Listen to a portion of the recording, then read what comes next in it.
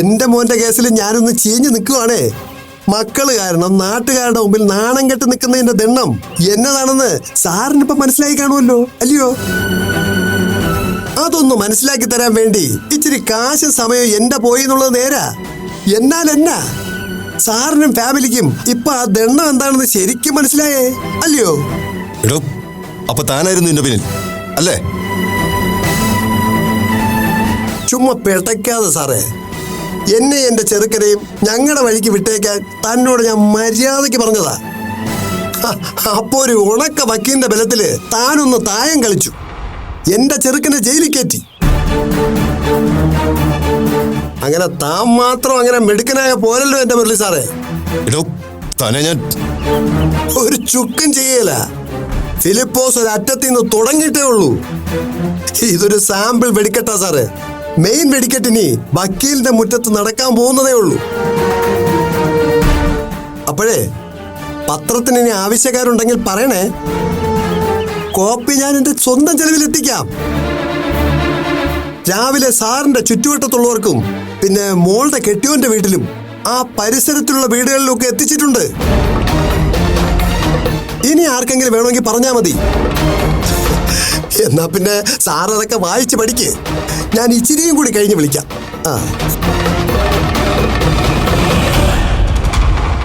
എന്താ മുരളിയേട്ടാ, എന്താണ് പറഞ്ഞത്? ഇതിന്റെ പിന്നെ അയാൾ തന്നെ അശ്വതി. അയാളുടെ മോനെ അറസ്റ്റ് ചെയ്തതിലുള്ള ദേഷ്യം തീർത്തതാ. അയ്യോ, ഞാൻ അപ്പോഴേ പറഞ്ഞതല്ലേ മുരളി, ഇമ്മാതിരി ദുഷ്ടന്മാരുമായിട്ട് കൊമ്പ് കോർക്കാൻ പോകരുതെന്ന്. അവന്മാർക്കൊക്കെ എന്തും ചെയ്യാനുള്ള തൊലിക്കട്ടിയുണ്ട്. അതുപോലാണോ നമ്മുടെ കാര്യം? നാണക്കേട് കൊണ്ട് പുറത്തിറങ്ങാൻ പറ്റാതായല്ലോ. നീ ടീച്ചറിനെ ഒന്ന് വിളിക്കേ. ഇതൊക്കെ മാള് പറഞ്ഞൊന്ന് ചോദിക്കേ. പത്രം അവിടെ എത്തിച്ചിട്ടുണ്ടെന്ന് അയാൾ പറഞ്ഞത്. അയ്യോ, എന്റെ മോള്. ഞാൻ ഇനി അമ്പലത്തിലോട്ടൊന്നും പോകുന്നില്ല. ആകെ നാണക്കേടായി.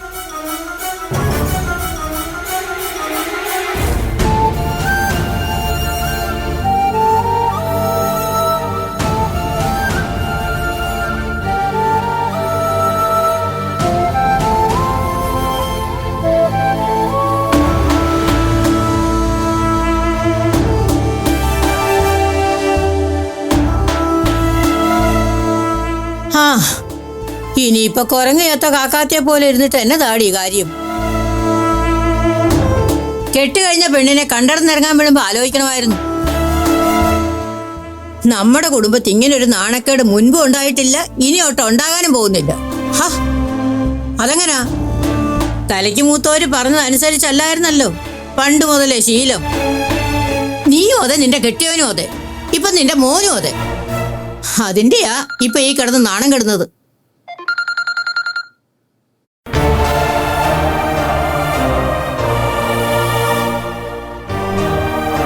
അശ്വതി ടീച്ചറെ, മാളു എഴുന്നേറ്റോ? ഉവ്വ്. എന്താ അശ്വതി രാവിലെ വിളിച്ചത്? അത് ഒരു സംഭവം ഉണ്ടായി. അതിനെപ്പറ്റി അവള് വല്ലതും അറിഞ്ഞോന്ന് ചോദിക്കാനായിരുന്നു. ആ പത്രത്തിൽ വന്ന വാർത്തയല്ലേ? അപ്പൊ അവിടെ അറിഞ്ഞൂല്ലേ? മാളു കണ്ടോ? കണ്ടു. രാവിലെ ത്രേസ്യാമ്മച്ചിയുടെ കയ്യിലാ പത്രം കിട്ടിയത്. അവരതിന്റെ പേരിൽ ഇവിടെ ആവശ്യമില്ലാത്ത പുക്കാറൊക്കെ ഉണ്ടാക്കി. മാളുവിനെ വിളിച്ചുണർത്തി അത് കാണിക്കുകയും ചെയ്തു. പാവം, അവൾ ആകെ സങ്കടപ്പെട്ട് കിടക്കുക. എന്നാലും എന്റെ അശ്വതി, ആരാ ഈ ക്രൂരത കുട്ടികളോട് ചെയ്തത്? ഒക്കെ ആ ഫിലിപ്പോസിന്റെ പണിയാ ടീച്ചറെ. അയാള് രാവിലെ വിളിച്ചിരുന്നു. താനാണത് ചെയ്തതെന്ന് അയാള് മുരളിയോട്ടനോട് പറയുകയും ചെയ്തു. അയാളുടെ മോനെയും കൂട്ടുകാരെയും പോലീസ് അറസ്റ്റ് ചെയ്തതിലുള്ള പക പോക്കിയതാ. മാളൂന് ഇനി എന്ത് പറഞ്ഞ് ആശ്വസിപ്പിക്കും ടീച്ചറെ? അതൊക്കെ ഞാൻ വേണ്ടതുപോലെ ചെയ്തോളാം അശ്വതി. പത്രത്തിൽ വന്നതിൽ ഒരു സത്യവും ഇല്ലെന്ന് നമുക്കറിയാവുന്ന കാര്യമല്ലേ. അശ്വതി വിഷമിക്കണ്ട. ഞാൻ കുറച്ചു കഴിഞ്ഞ് മാളൂനെ കൊണ്ട് അങ്ങോട്ട് വിളിപ്പിക്കാം. ശരി ടീച്ചറെ.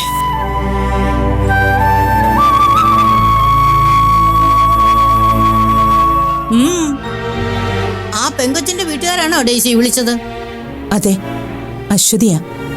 അശ്വതി ആയാലും കൊള്ളാം, അവിട്ടായാലും കൊള്ളാം. പെങ്കൊച്ചുങ്ങളെ മര്യാദയ്ക്ക് വളർത്തിയില്ലെങ്കിലേ ഇതുപോലെയൊക്കെ അങ്ങ് ഇരിക്കുമെന്ന് പറഞ്ഞു കൊടുക്കാൻ മേലായിരുന്നു നിനക്ക്. ത്രേസ്യാമ്മച്ചി ഇതെന്തറിഞ്ഞിട്ടാ? അപ്പവും മാളും അശ്വതിയൊക്കെ ഈ കാര്യത്തിൽ നിരപരാധികളാ. പിന്നെ നിരപരാധികള്. ഇത് വായിച്ച നമ്മളാണല്ലോ അപരാധികള്. എന്റെ ഡെയ്സി, തീയില്ലാതെ പുകയുണ്ടാവുമോ? പൊതുവേ ദുർബല. അതിന്റെ കൂടെ ഗർഭിണി എന്ന് പറഞ്ഞ പോലെയാ നിന്റെ മരുമോളുടെ കാര്യം. ഓ, ഇമ്മാതിരി വയ്യാവേലികളെയൊക്കെ എടുത്ത് തോളയിലിടേണ്ട കാര്യമല്ല ഉണ്ടായിരുന്നോ നിനക്ക് നിന്റെ മോനും? സ്വജാതിയില് നല്ല തങ്കം പോലത്തെ പെങ്കൊച്ചങ്ങൾ ഇല്ലാഞ്ഞിട്ടാണോ? ആ പാലമറ്റത്തെ തങ്കച്ചൻ കാലെ വെണ്ണയും തേച്ച് പുറകെ നടന്നതാ മോളെ കെട്ടിച്ചു തരാന്നും പറഞ്ഞ്. ഓ, എത്ര പ്രാവശ്യം ഞാൻ ആ ബന്ധത്തെ കുറിച്ച് നിന്നോട് പറഞ്ഞിട്ടുണ്ട്, നീ കേട്ടോ? കൂട്ടുകാരുടെ മോള് മതി പോലും മരുമോളായിട്ട്. എന്നിട്ടിപ്പൊ കൂട്ടുകാരിയും കൂട്ടുകാരുടെ മോളും എല്ലാം കൂടെ ചേർന്ന് ആ കൂടെ നാണക്കേട് ഉണ്ടാക്കി തന്നില്ലേ? നിനക്കിപ്പോ സമാധാനമായില്ലേ? ഓ, എന്റെ കർത്താവേ, തേച്ചാലും മാച്ചാലും ഈ നാണക്കേട് പോവോ?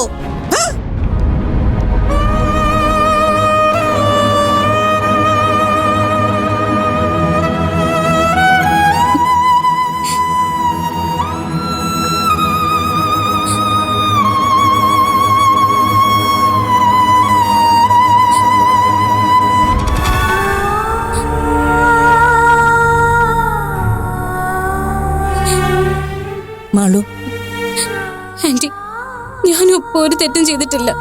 എന്നിട്ട് ഞങ്ങൾ എന്തിനിങ്ങനെ? നിങ്ങളുടെ ഭാഗത്തു നിന്ന് ഒരു തെറ്റും ഉണ്ടായിട്ടില്ലെന്ന് എനിക്ക് അറിഞ്ഞൂടെ കുട്ടി? പിന്നെ നീ എന്തിനാ എന്നെ ഇങ്ങനെ ബോധ്യപ്പെടുത്താൻ ശ്രമിക്കുന്നത്? നിന്നെ അപ്പൂനെയും ഞാൻ ഇന്നും ഇന്നലെയും ആണോ കാണാൻ തുടങ്ങിയത്? ഇതാരോ ഞങ്ങളെ മനഃപൂർവ്വം അപമാനിക്കാൻ വേണ്ടി തന്നെ ചെയ്ത ആന്റി.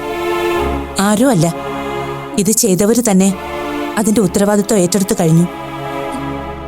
അശ്വതി ഇപ്പൊ വിളിച്ചിരുന്നു. ആ സാങ്കുട്ടിയുടെ ഫാദറില്ലേ, ഫിലിപ്പോസ്, അയാൾ ഇന്ന് അവിടെ വിളിച്ചിട്ടുണ്ടായിരുന്നു എന്ന്.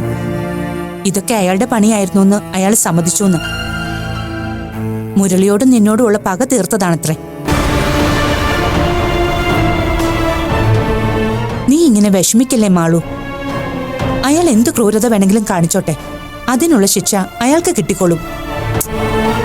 നീ ഇങ്ങനെ ഓരോന്നോർത്ത് വിഷമിക്കണ്ട. ഇനിയിപ്പോ ഇങ്ങനെയൊരു പൂങ്കണ്ണീര് പൊഴിച്ചിട്ട് എന്നതാ കാര്യം? എന്റെ ഡേസമ്മേ, ആ എരണം കെട്ട കൊച്ചിന്റെ കൂടെ ഇവളെ പറഞ്ഞു വിടരുതെന്ന് ഞാൻ 1000 വട്ടം പറഞ്ഞതല്ലേ? എന്നിട്ട് നീ അത് കേട്ടോ? എന്നിട്ടിപ്പോ എന്തായി? വെണ്ടയ്ക്ക വലുപ്പത്തിലല്ലയോ ഓരോ വൃത്തികെട്ട കഥകൾ അടിച്ചു വന്നിരിക്കുന്നത്, അതും പടം സഹിതം. ബാംഗ്ലൂരിൽ നിന്ന് സലോമി വിളിച്ചിരുന്നു. ഇവരെ നാട്ടുകാര് തടഞ്ഞു വെച്ചിരിക്കുന്നതും തെറി വിളിക്കുന്നതും ഒക്കെ ഫോണിൽ കണ്ടെന്ന്. ഓ, നിനക്ക് കിട്ടിയതേ നല്ലൊരു മരുമോളാണെന്നുള്ള അവരുടെ കളിയാക്കലും. ത്രേസ്യാമിച്ചി, ഞങ്ങളെക്കുറിച്ച് പറയുന്നവര് എന്തു വേണമെങ്കിലും പറഞ്ഞോട്ടെ. ദൈവത്തിന് നിരക്കാത്തതൊന്നും ഞാനും എന്റെ കുട്ടികളും ചെയ്യില്ല എന്ന് ഞങ്ങളെ അറിയാവുന്നവർക്കൊക്കെ അറിയാം. ആ വിശ്വാസം മതി. അമ്മച്ചി എരുതിയിൽ എണ്ണ ഒഴിക്കാതെ പോയി വേദപുസ്തകം എടുത്ത് വായിക്കാൻ നോക്ക്. ഓ, ഇപ്പൊ എന്നെ വേദം പിന്നെയും പഠിപ്പിക്കാഞ്ഞിട്ടാ നിനക്ക്? ഞാൻ സത്യം വിളിച്ച് പറയുമ്പോ ഇവിടെ ആർക്കും ഒന്നും പിടിക്കുകയില്ല എന്ന് വെച്ച് ഞാനത് പറയാതിരിക്കുവോ? അതൊട്ട് തോന്നുകയില്ല.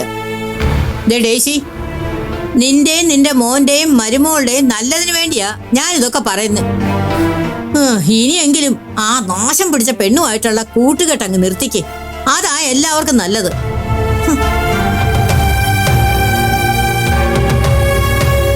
മോൾ ഇതൊന്നും കേട്ട് വിഷമിക്കണ്ട. ഡോക്ടർ ഞാൻ വിളിച്ചിട്ട് എടുത്തില്ല ആന്റി. ഇനി എന്നോട് പിണങ്ങിയിട്ടുണ്ടാവോ? ജോബിനോ? ഏയ്, ഒരിക്കലുമില്ല. അവൻ ഓറ്റിയിലോ വലുതോ ആയിരിക്കും, അതുകൊണ്ടായിരിക്കും എടുക്കാത്തത്. മോള് സമാധാനമായിട്ടിരിക്കെ, കുറച്ചു നേരം കിടക്ക.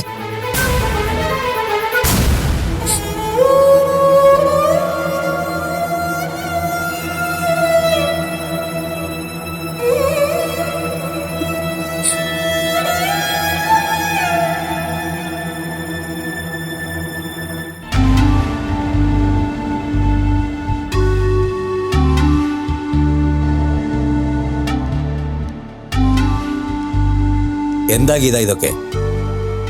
ഞാൻ എന്താ പറയേണ്ടത്? ഓരോന്നുമായിട്ട് മനസ്സ് പൊരുത്തപ്പെട്ടു വരുന്നതേ ഉള്ളൂ. അതിനിടയിൽ ഇങ്ങനെ ചില കാര്യങ്ങളും കൂടി കേൾക്കുമ്പോ, ഗീത സത്യം പറ, ഇതിൽ വന്ന വാർത്തയിൽ വല്ല സത്യമുണ്ടോ? പറയൂ. ഇതിൽ എന്തെങ്കിലും ബേസ് ഉണ്ടെന്ന് തനിക്ക് തോന്നുന്നുണ്ടോ? വി പിക്ക് എന്താ അങ്ങനെ വല്ല സംശയമുണ്ടോ? എന്റെ കാര്യം വിട്ടേക്ക്. ഗീതയ്ക്ക് എന്ത് തോന്നുന്നു അത് പറയൂ. ഇല്ല, ഇതിലൊരു വാസ്തവവും ഇല്ല. അതെങ്ങനെ തനിക്ക് ഉറപ്പിച്ച് പറയാനാവും?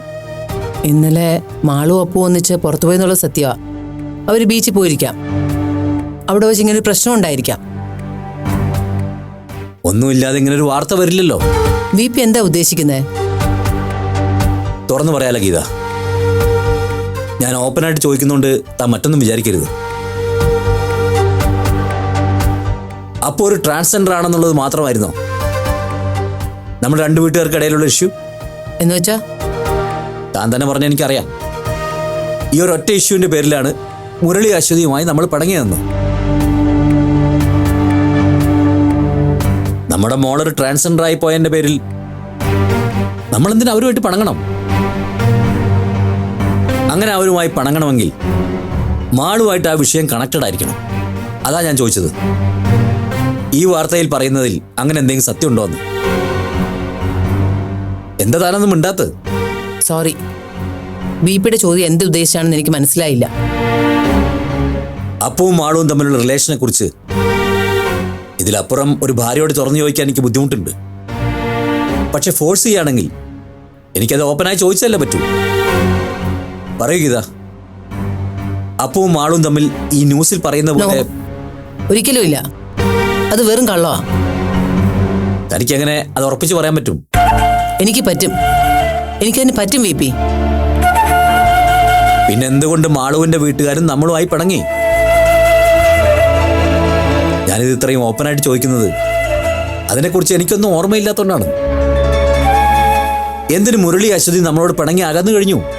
ഡിഗ്രി ഫൈനൽ ഇയറിന് പഠിക്കുമ്പോഴാണ് അപ്പു മാളുവിനോട് ഈ കാര്യം പറയുന്നത്. എന്നിട്ടും നമ്മൾ രണ്ട് വീട്ടുകാരും ഇതറിയാൻ പിന്നെയും വൈകി. അങ്ങനെ ഇരിക്കുമ്പോഴാ അവരുടെ സീനിയറായി പഠിച്ച അരുൺ എന്ന പയ്യനുമായി മാളുവിന്റെ കല്യാണം ഫിക്സ് ചെയ്യുന്നത്. മാളുവിനെ പിരിയേണ്ടി വരുന്ന സങ്കടത്തിൽ അപ്പു സൂയിസൈഡ് അറ്റംപ്റ്റ് നടത്തി. അതൊക്കെ അപ്പുവിന് മാളുവിന്റെ പയ്യനോടുള്ള ക്രഷ് കൊണ്ടാണെന്ന് മുരളിക്കും അശ്വതിക്കും തോന്നി. പക്ഷെ സത്യം അതൊന്നും ആയിരുന്നില്ല വി പി. മാളുവും കൂടെ തന്റെ ജീവിതത്തിൽ നിന്ന് പോയാൽ താൻ വല്ലാതെ ഒറ്റപ്പെടുമെന്ന് അപ്പു ഭയന്നു. അതുകൊണ്ടാ അപ്പു ആത്മഹത്യക്ക് ശ്രമിച്ചത്. അപ്പു ICUവിൽ കിടക്കുമ്പോഴാ മാളു എന്നോട് അപ്പുവിന്റെ യഥാർത്ഥ പ്രശ്നം എന്താണെന്ന് വെളിപ്പെടുത്തുന്നത്. അതിനു മുമ്പ് തന്നെ അപ്പുവും മാളുവും ലെസ്ബിയൻസ് ആണെന്ന് ഒരു ശ്രുതി കോളേജിൽ പറഞ്ഞിരുന്നു. അത് മുരളിയുടെ അശ്വതിയുടെയും കാതിലെത്തി. നമ്മൾ രണ്ട് വീട്ടുകാരും തമ്മിൽ പിണങ്ങാൻ അതായിരുന്നു കാരണം. പക്ഷേ അവർ തമ്മിൽ അങ്ങനെ ഒരു റിലേഷൻ ഇല്ലെന്ന് മാളു അപ്പു സത്യം ചെയ്തിട്ടുണ്ട്. അങ്ങനെയാണെങ്കിൽ മാളുവിനിപ്പം ജോബിനുമായിട്ട് സന്തോഷകരമായ ഒരു കുടുംബജീവിതം ഉണ്ടാവുമായിരുന്നില്ലല്ലോ. പിന്നെ എന്തുകൊണ്ടാണ് ഇങ്ങനൊരു വാർത്ത? അതും ഇതുപോലുള്ളൊരു തേർഡ് റേറ്റ് പത്രത്തിലും ഗോസിപ്പുകൾ മാത്രമുള്ള ഓൺലൈൻ മീഡിയയിലും. അപ്പൊ തന്നെ ഇതൊരു പെയ്ഡ് ന്യൂസ് ആണെന്ന് ഊഹിക്കാവുന്നതല്ലേ ഉള്ളൂ വി പി. പക്ഷെ ആര്, എന്തിനു വേണ്ടി? വി പി കണ്ടാത്ത പല സംഭവങ്ങളും ഇതിനിടയിൽ ഉണ്ടായിട്ടുണ്ട്. അതിലെ മുരളിയും അഡ്വക്കേറ്റ് നന്ദകുമാറും അപ്പുവും ഒക്കെ ഇൻവോൾവ് ആണ്. മാളുവിനെ ആദ്യം പ്രപ്പോസ് ചെയ്ത പയ്യൻ പിന്നെ അവളുടെ ജീവിതത്തിൽ വില്ലനായി. കല്യാണം കഴിഞ്ഞ ശേഷവും അയാൾ മാളുവിനെ ശല്യപ്പെടുത്താൻ തുടങ്ങി. അത് മുരളി ചോദ്യം ചെയ്തതോടെ മാളുവിനോടുള്ള ശത്രുത ആ പയ്യന് വീണ്ടും കൂടി. അതിൻ്റെയൊക്കെ ആഫ്റ്റർ എഫക്റ്റാ ഈ ന്യൂസ്. ഇപ്പോൾ ആ പയ്യനും അയാളുടെ ഫ്രണ്ടും ഒളിവില, അഡ്വക്കേറ്റ് നന്ദകുമാറിന്റെ സിസ്റ്ററിനെ ഉപദ്രവിച്ച കേസിൽ. അത് കോംപ്രമൈസ് ആക്കാൻ മുരളി അവർ സ്വാധീനിക്കാൻ ശ്രമിച്ചു. പക്ഷേ അതിന് മുരളി വഴങ്ങുന്നില്ലെന്ന് കണ്ടപ്പോൾ അതിനെതിരെ പ്രതികാരം തീർക്കുക അവര്. ഞാനിപ്പോൾ അശ്വതിയെ വിളിച്ചിരുന്നു. അശ്വതിയാ കാര്യങ്ങൾ പറഞ്ഞത്. ബി പി, ഈ ന്യൂസ് നമുക്കങ്ങ് ഇഗ്നോർ ചെയ്യാം. ഇതിന്റെ പേരിൽ ബി പി ഡിസ്റ്റർബ് ആവേണ്ട ഒരു കാര്യവും ഇല്ല. അതെങ്ങനെയാ ഗീത? വന്നതൊരു മഞ്ഞപത്രത്തിലാണെങ്കിലും വാർത്തയല്ലാതാവോ? നമ്മൾ അറിയാവുന്ന ആരെങ്കിലൊക്കെ ഇത് കാണാതിരിക്കുമോ? അവരൊക്കെ എന്ത് വിചാരിക്കും?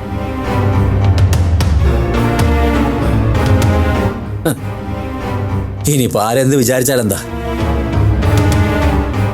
ആകെ മുങ്ങിയാ പിന്നെ കുളിരില്ല എന്നാണല്ലോ.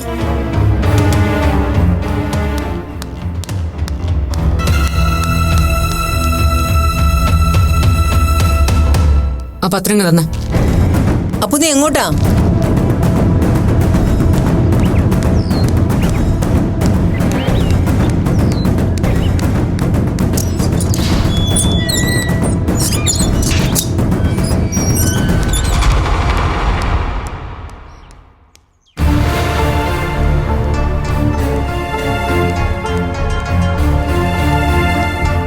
നിക്കവിടെ.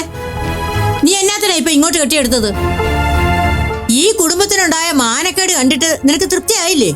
ഇറങ്ങിക്കോ ഇപ്പൊ ഈ വളപ്പിന്ന്. എന്നതാടി നീ കണ്ണു തുറക്കുന്നേ? നിന്നോട് പറഞ്ഞത് കേട്ടില്ലേ? മര്യാദക്ക് ഇറങ്ങി പോകാനാ പറഞ്ഞത്. ഇല്ലെങ്കിൽ നിങ്ങൾ എന്ത് ചെയ്യും? എന്ത് ചെയ്യൂന്ന്? ആഹാ, ഇതെന്നാടി വെള്ളരിക്കപ്പെട്ടണോ? എടി ഡേയ്സമ്മേ, ഡേയ്സമ്മേ, ഒന്നിങ്ങോട്ട് വന്നേ ഡേയ്സമ്മേ. എന്താ? ബാ ദേ വന്നേക്കുന്നു വീണ്ടും.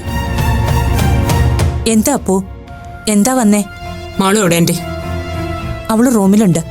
എന്താ അപ്പു? ഏയ് അപ്പു, എന്താ കാര്യം വെച്ചാ പറ. എന്നതാ ഡേയ്സി ഇതൊക്കെ? ഒടേനെ പിടിച്ചു കെട്ടുന്ന കാലമാണോ ഇത്? ഓ, ഇനി ആരെ കൊലയ്ക്ക് കൊടുക്കാനാ ഈ പിശാചിനെ ഇങ്ങോട്ട് കെട്ടിയെടുത്തത്? കുന്തം വിഴിഞ്ഞതുപോലെ ഇങ്ങനെ മിഴിച്ചു നിൽക്കാതെ അവളോട് ഇറങ്ങി പോകാൻ പറ. ഓ, ഇല്ലെങ്കിൽ നിന്റെ വീട് മുച്ചൂടെ മുടിഞ്ഞു പോവും. അവള് മുടിപ്പിച്ചിട്ടേ ഇവിടുന്ന് പോകും. ചെല്ലടി. മാളു, മാളു ഡോർ തുറക്ക. അപ്പോ പറയുന്ന ഡോർ തുറക്കാൻ. മാളു, കഥ വാ. എവിടേക്കാ അപ്പു? എവിടേക്കാ? നമുക്കൊന്ന് പുറത്തു പോണം. എവിടേക്കാന്ന് പറ. എവിടേക്കാന്ന് പറഞ്ഞാലേ നീ വരുള്ളോ? ഈ കൊച്ചു എന്നാത്തിനുള്ള ഭാവമാണെന്ന് ചോദിക്കടി ഡേയ്സമ്മ. എടി കുന്തം വിഴിഞ്ഞ പോലെ നിൽക്കാതെ അങ്ങോട്ട് ചോദിക്കാനാ പറഞ്ഞത്. അപ്പു, എന്താ ഇത്? നീ ഇവിടെ എങ്ങോട്ടാ കൊണ്ടുപോകുന്നത്? ആന്റി, ഞങ്ങളൊന്ന് പുറത്തു പോവാ. അതെങ്ങോട്ടാന്നാ നിന്നോട് ചോദിച്ചത്? വീട്ടിൽ കയറി ഒന്ന് അക്രമം കാണിക്കാൻ നിന്റെ തറവാട്ട് വകയൊന്നും അല്ലല്ലോ ഇത്. ആന്റി, ഞാൻ ഇവിടെ ഒന്ന് പുറത്തു കൊണ്ടുപോവാ. അധികം താമസിയാതെ ഞങ്ങൾ തിരിച്ചു വരും. ആന്റിക്ക് വിരോധമൊന്നുമില്ലല്ലോ? ഞാൻ ഇവിടെ കൊണ്ടുപോകുന്നില്ല. വാ മാളു. അപ്പു, അപ്പു. എന്നതാ ഡേയ്സമ്മേ, നിന്റെ നാവ് ഇറങ്ങി പോയോ? എടി, നിന്റെ മുമ്പിൽ വന്ന് ഇങ്ങനെ ഒരു അക്രമം കാണിക്കുമ്പോ എങ്ങനെ തോന്നുന്നടി നിനക്ക് ഇങ്ങനെ കയ്യും കെട്ടി നോക്കി നിൽക്കാൻ? ഒന്ന് കൊണ്ടുപോയതിന്റെ പുകിൽ ഇന്ന് വരെ കെട്ടടങ്ങിയിട്ടില്ല. എന്തോ മഹാകാര്യത്തിന് അവളെ കെട്ടി എഴുന്നള്ളിച്ചോണ്ട് പോയിരിക്കുന്നേ. ഡേയ്സമ്മ, ഇത് കൈവിട്ട കളിയാ. അമ്മച്ചി ഒന്നും മിണ്ടാതിരിക്ക. അവരെന്താന്ന് വെച്ചാ ചെയ്തോട്ടെ. ഞാൻ മിണ്ടായിരുന്ന തീരുവോടി ഇവിടുത്തെ പ്രശ്നം. അന്ന് നാട്ടുകാർ കൈവയ്ക്കാതെ വെറുതെ വിട്ടതേ കർത്താവ് തമ്പുരാന്റെ ദയ കൊണ്ടാ. പക്ഷെ വീണ്ടും അവരുടെ ക്ഷമയെ പരിശോധിക്കാൻ ചെന്നാലേ രണ്ടിനെയും നാട്ടുകാർ തല്ലിക്കൊന്ന് കടലിലെറിയും. ഞാൻ പറഞ്ഞില്ലാന്ന് വേണ്ട. ഓ എടി, നീ മിഴിച്ചു നിൽക്കാതെ ജോക്കുട്ടെ വിളിച്ച് കാര്യം പറ. അവൻ എന്നാന്ന് വെച്ചാ ചെയ്യട്ടെ. ഓ, അമ്മയും മോനും കൂടെ കുടുംബത്തിൽ കയറ്റാൻ കണ്ടുപിടിച്ച പെണ്ണ് കൊള്ള. ഇനി എന്തൊക്കെയാണോ കർത്താവെ അനുഭവിക്കാൻ കിടക്കുന്നത്? ഓ, ഇങ്ങോട്ട് ഏത് നേരത്താണോ എന്നെ കെട്ടിയെടുക്കാൻ തോന്നിയത്?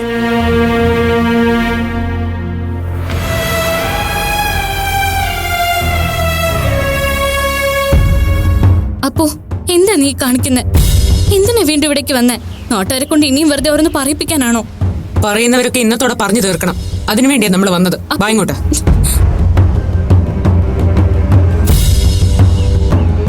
ഞാൻ പറഞ്ഞു തീരും വരെ ഇടയ്ക്കേറി തടസ്സം പറയരുത്, കേട്ടല്ലോ? ഇന്നലത്തെ സദാചാര പോലീസുകാരും ഇല്ലടാ ഇവിടെ. ഉണങ്ങി ഇറങ്ങി വാടാ. ധൈര്യം ഉണങ്ങി ഇറങ്ങി വാ. എന്താ എന്താ എന്താ കാര്യം? ദാ കണ്ടില്ലേ, ഇന്നലെ ഈ ബീച്ചില് ഞങ്ങൾ രണ്ടുപേരും അനാശാസി പ്രവർത്തനം നടത്തിയെന്നും അത് കണ്ട് നാട്ടുകാർ ഇടപെട്ട് ഞങ്ങൾ ഇവിടെ നാട്ടി ഓടിച്ചെന്നും ദാ ഈ മഞ്ഞ പത്രത്തിൽ അടിച്ചു വന്നിട്ടുണ്ട്. പത്രത്തിൽ മാത്രമല്ല, ഇക്കിളി വാർത്ത മാത്രം കൊടുത്ത് കാശുണ്ടാക്കുന്ന ചില ഓൺലൈൻ മാധ്യമങ്ങളിലും ഞങ്ങളുടെ അനാശാസ്യത്തിന്റെ ദൃശ്യങ്ങളുണ്ട്. നിങ്ങളിൽ ചിലരെങ്കിലും അത് കണ്ട് തൃപ്തി അടഞ്ഞിട്ടുണ്ടാവുമെന്ന് ഞങ്ങൾക്കറിയാം. ഇന്നലെ ഞങ്ങളുടെ അനാശാസ്യം നേരിട്ട് കണ്ട് കോൾമായർ കൊള്ളാൻ പറ്റാത്തവർക്ക് വേണ്ടി ഇന്ന് ലൈവായിട്ട് ഒന്നുകൂടി കാണിക്കാനാ ഞങ്ങൾ വന്നേ.